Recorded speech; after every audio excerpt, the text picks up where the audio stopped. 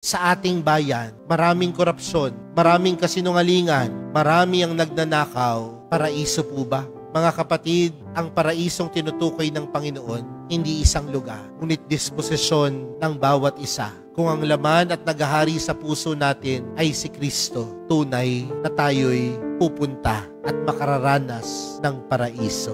Mga kapatid, sa pagpapatuloy po ng ating banal na misa, para sa araw na ito, ngayong kapistahan ng paghahari ng Panginoong Hesukristo sa sanlibutan, pinapaalalahanan tayo na ang pagkahari ni Jesus ay tunay na makapangyarihan dahil siya'y may kakayanang magpakumbaba, magmahal, at magpatawad. At kung ganin din ang disposisyon at puso natin, tunay nating masasabing nakararanas tayo ng paraiso dahil tinuturing natin si Jesus bilang Kristo Hari. Panalangin po natin mga kapatid na ang bawat isa sa atin, ang puso ng bawat isa sa atin, ang maghari, walang iba kundi ang mahal na pong Jesus Nazareno.